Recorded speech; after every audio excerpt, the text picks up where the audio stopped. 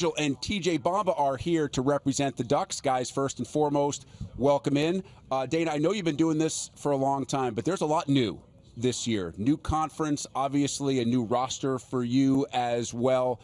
How different does 2024 feel, and how exciting is it to see all these changes and the newness and the new things that you and your team will get to experience this year? Well, it's a lot different for our fans, for our team, our coaching staff. A lot of new venues that we'll be visiting this year, new rivalries that we'll be developing over the years. Again, having UCLA, USC, Washington, teams we're familiar with, but USC and Washington, two new coaches. So Mick's the only one we've really played against. So it'll be a very different year, but one that I think our fans are excited about. You know, a lot of new teams coming into the arena. So I think everyone's excited about the change, just a little bit wary of the travel, some of the things that come along with it, but very excited overall. And I know the schedule release was very much anticipated. What was your first reaction between you and your staff when you saw who you were playing, when you were playing them, where you were playing them? Well, you know, they did a good job of spreading out the road swings. You know, and we've got 3 road swings where we go and we play Ohio State and Penn State on a road trip, Michigan State, Wisconsin, Iowa. So, you know, we've got 3 trips there, and then a single against Minnesota, the conference tournament obviously in Indy. So we will have 5 trips, but our guys, they'll adjust. You know, we'll have to adjust as coaches, maybe cut back a little practice time every now and then, a lot more mental work on some of those road trips. But other than that, I don't see a big change. Road trips build chemistry, right? And in today's day and age, when you hit the transfer portal, bring in a lot of new players, chemistry is always important. So let's talk about some of those players that are with you today. If you would help me introduce them first, let's start with Brandon Angel. Well, Brandon and TJ, both of them kicked us over the years. We're familiar with both of them. Brandon was a 4-year player at Stanford. TJ played at Washington State for 3 years, one at Villanova. So we're very familiar with both these guys. Brandon is a 6'8" forward that's very versatile, very efficient offensively. His numbers are really good. As I said, he had good games against us, so we really know what we're getting. We know what kind of competitor he is. Stanford grad, pretty good student, so really good career at Stanford. TJ, as I said, Washington State really hurt us. So we know, we're very familiar with what these guys bring, their competitive nature. You know, one thing I'm really excited about is they're both team guys. You know, when I watched them, you know, they didn't take bad shots. They were trying to make plays for their teammates. All about winning, all about the team. So I'm excited to work with both of these college grads that are working on master's degrees.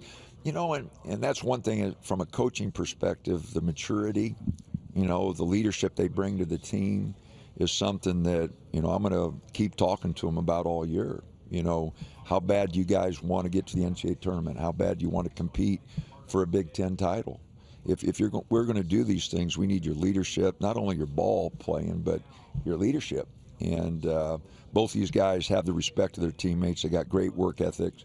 We're just going to have a long season here where they're going to have to lead us through. Brandon, you had a very productive career at Stanford, a guy that could have gone to a lot of different places when you decided to enter the portal and play your last year somewhere else. So why was Oregon the right fit for you? Yeah, Coach kind of touched on it in the reverse way if he's familiar with my game. And having played against him for 4 years, I was kind of familiar with Oregon basketball and all that they've accomplished. And then that's not even getting into his track record. He's a proven winner, and that was my biggest thing in the transfer portal was I need to win. And it's not a want, it's I need to win. And I think I found that at Oregon with Coach and the history they've had and their track record over the last, 14 years that Coach has been there. They've never had less than a 20-win year. A ton of tournament berths, and that's exactly why I chose Oregon. So dive a little bit deeper into that. You said kind of the way that they played attracted you when you saw them on the other side. What about the way that they played? Yeah, all of their players played with extreme confidence, and having played for Coach for a couple months now, it's pretty apparent why that's the case. The expectations of Oregon basketball are extremely clear. The culture's set, and the expectation is to win championships, compete for championships, and day in and day out push each other and those around you to compete and make us the best possible team we can be. TJ, similar question to you. Why Oregon for this stop? Oh, my bad. To touch on Brandon's point and Coach's point, like Coach was saying, he's familiar with us. Well, I felt the same. Like I'm familiar with him, familiar with the program. Having played against Oregon multiple times throughout my career at Washington State. Each and every time we prepare for them, I went into the game thinking like, oh my God, like they're so hard to guard just because of the action, because of the confidence that they play with, and the confidence that Coach instills in his players. And like for my last and final year, I wanted to be coached by a coach of Coach Altman's caliber. I wanted to be pushed to an extreme that nobody ever has pushed me to, and I wanted to win, and I wanted to showcase myself as a winner, as a true competitor, and somebody who's willing to do whatever for his team. So, and I feel like Oregon was the right choice and right place for that. What's this journey overall been like for you? A Bronx, New York native, Pullman, Washington, back to just outside Philly for Villanova, and now to Oregon for your final year. I mean, it's been crazy. It's been crazy. Like, I feel like it's like a story, it's taken from like a movie or something. Each and every stop has meant so much to my journey, so much to my basketball career. Without Washington State, I'm not here where I am today, and without Villanova, I'm not here where I am today. So I feel like each and every part has prepared me to be in this moment and for me to go through this season and, for everything to happen the way that it's about to happen for each and every one of us. So I'm grateful for it all. TJ, let me get an answer from both you and then Brandon on this. What are you expecting from Big Ten basketball this coming season? I mean, I'm expecting for it to be super competitive, fiery. I'm expecting the atmospheres to be insane. I'm looking forward to that. And I'm looking forward to seeing like what we're capable of doing in the Big Ten, and us showing like the world in the Big Ten like what we're about and how we're gonna impose our will on opponents and everybody else. Brandon? Yeah, Big Ten's known to be a tough conference, tough, physical, hard-nosed basketball, and I think with the group of guys we have, that translates really well. We have experience, we have toughness, physicality, so being able to bring that into the Big Ten and play in those big-time atmospheres, that's what you want as a competitor, to play tournament teams night in and night out, packed road games, and having everyone root against you and see what the team's made of. Brandon and TJ are here today. Jackson's not, but Jackson Shellstad, part of the preseason All Big Ten team. For those not familiar, Dana, with his game, what does he provide for your program? Well, Jackson started for us as a freshman last year. He was hurt a few games and missed a few games, but he was a freshman who started almost all games for us. We had three very talented freshmen. He and KJ Evans started. Mookie was hurt all year, so he didn't get to play. But Jackson is quick. He can shoot it. Same high school as Peyton Pritchard. He's from Oregon. So playing for the Ducks means a lot to him. But his quickness, his basketball savvy, he's gotten a little bigger, a little stronger. That jump from freshman to sophomore, you hope. That's usually, as a coach, the biggest jump you see. In my experience with players, that's usually the biggest jump because they have a good feel for what it takes. They go and work on their game in the off season, wanting to get bigger, stronger, ready for a more physical game.